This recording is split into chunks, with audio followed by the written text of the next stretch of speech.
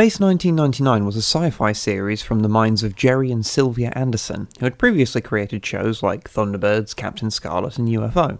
It centred around the Earth's moon that had been shunted out of orbit and its inhabitants dealing with it careening through space out of their control.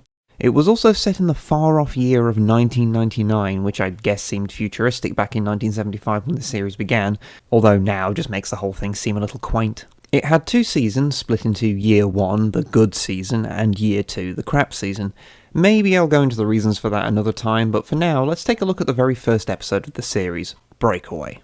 We open on the dark side of the moon, where there's thankfully no Transformers sequels, but there is a nuclear waste dump, which I guess is pretty much the same thing. And yes, it seems like in the future of 18 years ago, we took to dumping our shit on other celestial bodies, which I guess is one way to fix the problem.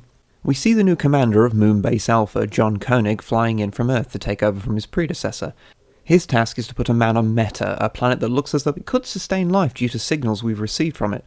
Unfortunately, the astronauts for the mission are sick from some mysterious ailment that could jeopardise the mission, but that is being kept on the down low. And in case you're wondering, Moonbase Alpha is on the non-dark side of the moon. You don't want your moon bases and your nuclear waste dumps too close together after all. Oh, and anyone with a good ear might recognise Shane Rimmer, the voice of Scott Tracy from Thunderbirds, as the Eagle pilot here. We're getting great pictures, Commander, of the Metaprobe launch platform. I'll put them up for you. And yeah, these things are called Eagles, by the way. They're these modular spacecraft they use for pretty much everything on the show. Back on the moon's surface, we see one of the workers at the nuclear waste site become paranoid and delusional out of nowhere, attacking his companion before running into a laser fence, summoning the title sequence that I'm just going to let run for a while because it's fantastic.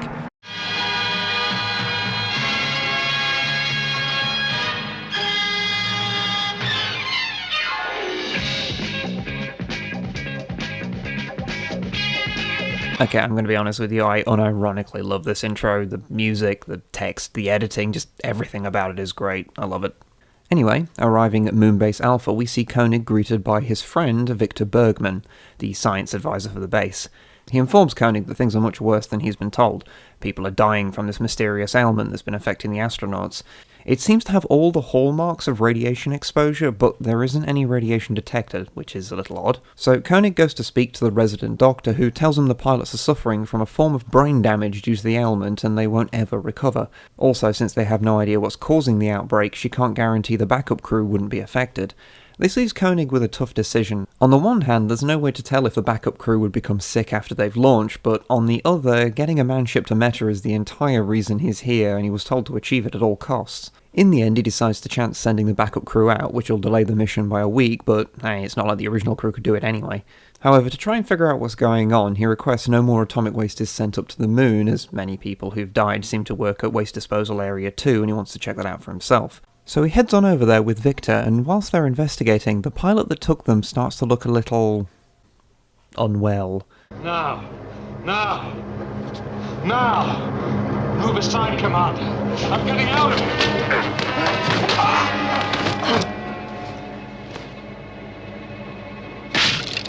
Don't do that, fellas! It'll kill us all!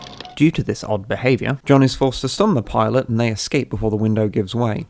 Meanwhile, the Metaprobe crew, who were hospitalised, both die, leaving Koenig with no choice but to finally come clean with the rest of the staff about the severity of the matter. But the Metaprobe...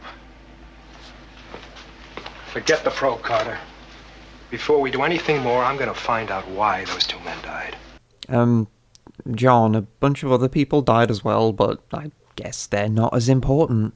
Anyway, they finally start to figure out that all the people affected by the mysterious illness flew over Waste Disposal Area 1 frequently. The regular workers on their way to Area 2 and the astronauts whilst on their test flights. Waste Disposal Area 1 hasn't been used for some time, and although its radiation is at acceptable levels, they realise that its heat is rising rapidly.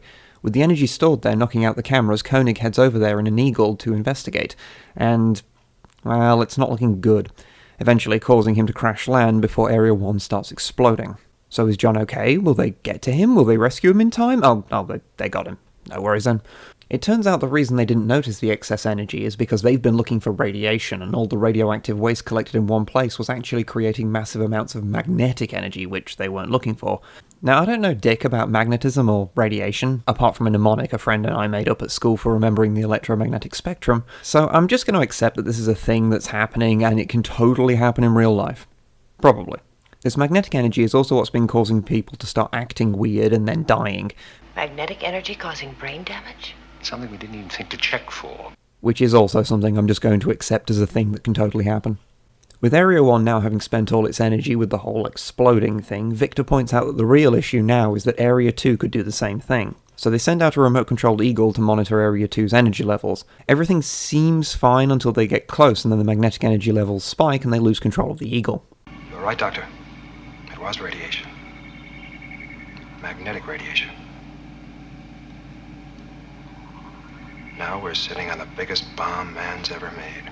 Since Area 2 contains 140 times the nuclear material of Area 1, John informs Earth that there's an emergency and his superior heads up there to see what's going on. They decide to try and disperse the waste as much as possible, hoping that separating it over a wide area might prevent the reaction, but the heat is already building, so there may not be much time.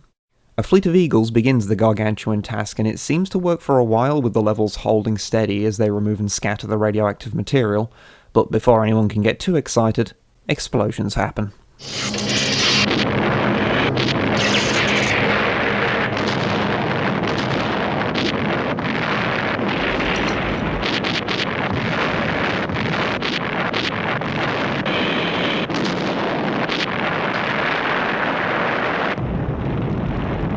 This not only destroys several Eagles, rocks the entire surface of the moon, but also pushes the entire thing out of orbit, creating massive G-forces and doesn't look like a particularly pleasant experience for the moon's inhabitants. After accelerating out into space for a while, the explosion runs out of fuel and, with Earth getting ever further away, everyone is left wondering exactly what the fuck to do. Insufficient data available under prevailing circumstances. Human decision required. See? Even the computer is stumped, and so John is forced to make a very tough decision. Attention all sections Alpha. This is Commander John Koenig. As you know, our moon has been blasted out of orbit. We have been completely cut off from planet Earth. As we are, we have power, environment, and therefore the possibility of survival. If we should try to improvise a return to Earth without travel plots, without full resources, it is my belief that we would fail. Therefore, in my judgment, we do not try. As the episode closes out, we see the Alphans, as they would come to be known, observing a news broadcast describing how the moon's departure has caused massive seismic shifts on Earth, resulting in cataclysmic destruction, and how there is no hope to rescue those on the moon, who they presume are dead anyway. As the moon leaves the range of the broadcast, they begin to pick up the signals from planet Meta, suggesting that they're not only heading in that direction, but there might be hope for the Alphans after all. September 13, 1999. Meta signals increasing. Yes. Maybe there. Breakaway was a great introduction to Space 1999, setting up an interesting mystery to be solved that eventually leads to the events that kickstart the entire series. It's got a fairly grim tone to it, sure, but not excessively so, which is a theme that the show would keep throughout its first season. Whilst the sets and costumes, though well crafted, are pretty dated by today's standards, the model work is fantastic for a TV show, but considering that the show came from the same people that gave us Thunderbirds and that this was the most expensive British TV show ever made at the time, that shouldn't be all that surprising. And if you're familiar with the other Anderson shows, then the music will also sound pretty familiar since it's from longtime collaborator Barry Gray, which is always nice to hear. So if the show looks interesting to you from this video, then please check it out. In some ways it's like a bleaker, more British version of what Star Trek Voyager was trying to be, just with 70s jumpsuits. And I know that's something I need more of in my life.